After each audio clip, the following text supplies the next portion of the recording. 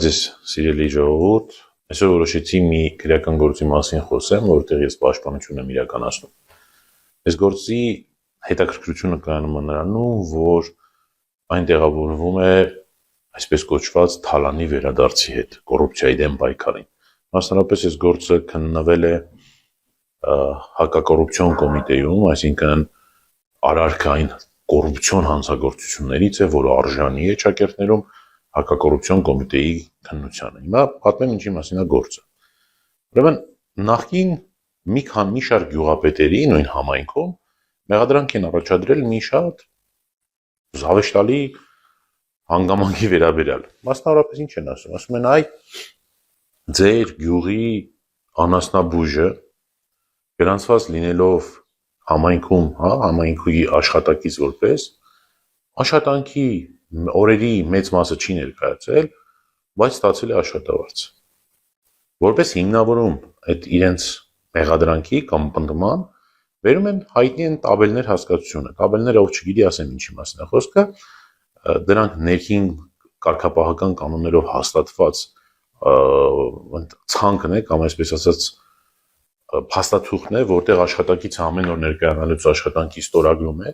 եւ օրվա վերջում աշխատանքից վերադառնալուց, վերադառնալից, մեկնելիս նորից ստորագրում է, որ ինքը դուրս եկավ աշխատանքից։ Այսինքն, այսպես ասած, նրա աշխատաժամանակի հաշվարկն է իրականացվում։ Հիմա այն հաստիքը, այն պաշտոնը մի քիչ իհարկե չափազանցված կլինի այս դեպքում ասելը, բայց այն հաստիքը, որ զբաղեցրել է այն անձը, որին ասում են իբր դու տարվա կտրվածքով աշխատանքային օրերի կեսը չես եկել աշխատանքի, ոչ ավել, ոչ պակաս, համայնքի անասնաբուժի մասին է խոսքը։ Այսինքն համայնքի ղեկավարին կամ գյուղապետին կամ մի շարք այլ գյուղապետերի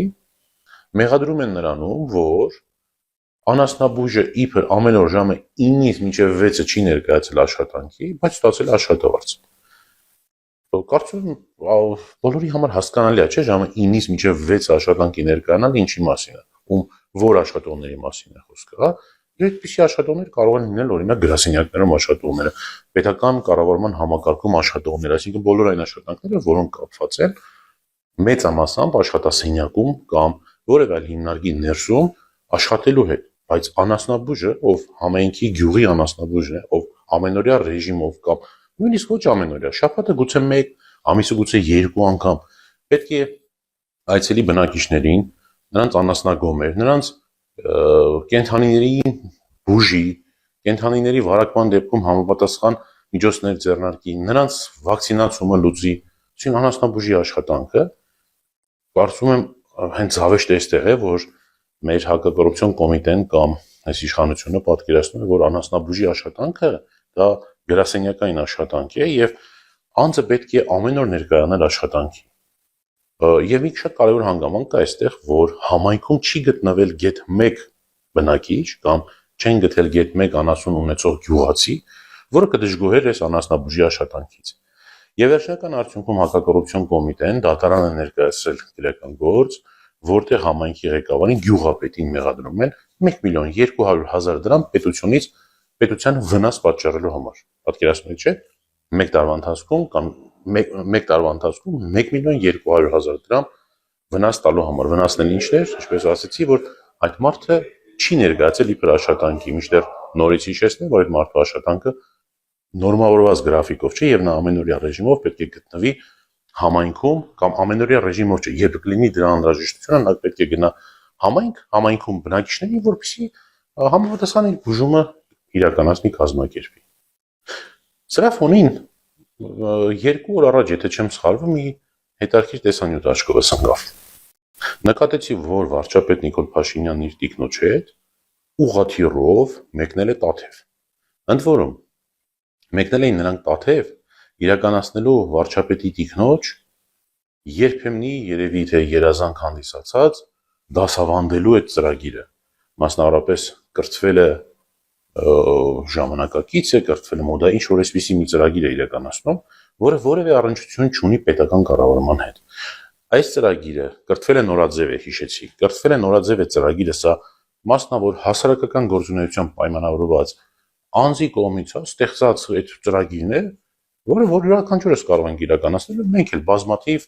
այդպիսի նախագծեր ենք իրականացնում, օրինակ 5 իրավապաշտպանների շրջանակներում մենք ամառային դպրոց ենք կազմակերպում, տարբեր մեր ընկերների ֆինանսական աջակցության միջոցով 10-12 ուսանողի կամ արդեն ավարտած իրավաբանի մեկնում ենք Գոշավանք, այնտեղ իրականացնում ենք հնգօրյա դպրոց, մի խոսքով, սրանք հասարակական նախաձեռնություններ են,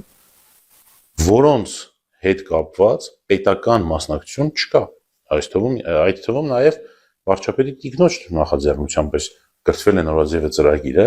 սա մասնավոր հանրային հասարակական նախաձեռնություն է, բայց այս նախաձեռնության մեջ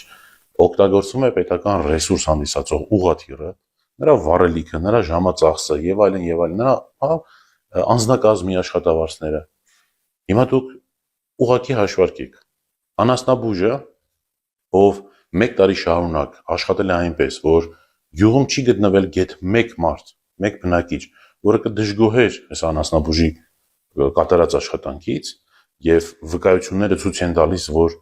ընդհանրապես այդ համայնքում անասնապահությունը աճ է գրանցել եւ կենդանիների հիվանդության դեպքեր գրեթե չեն գրանցվել, այս մարդը իր գործառույթները ամբողջությամբ իրականացնելով չի գտնվել ժամը 9-ից մինչև 6 աշխատանքի վայրում, ինչը որ ըստ էության այնց այդպես էլ նրա աշխատանքի բնույթն է, չկա այդպիսի նորմավորում, որ նա պետք է 9-ից 6 լիներ աշխատանքի, բայց այդ մարդու կատարած աշխատանքի այս դեպքում արդեն հետևանքով գյուղապետին դատում են քրեական պատասխանատվության ենթարկում 1.200.000 դրամ պետությանը վնաս տալու համար։ 1.200.000 դրամ։ Կրկնում եմ, այս արարքը չունի հետևանք եւ ունի դրական ազդեցություն համայնքի բոլոր անասունները, գյուղատնտեսական նշանակության համար մնացած այդ ամբողջ համակարգը գործել է իդեալական։ Հակառակը որևէ կերպ հակագործություն կոմիտեն չի կարողացել հիմնավորել։ Իսկ ինչ արդյունք է տվել, կրթվել է նորաձև է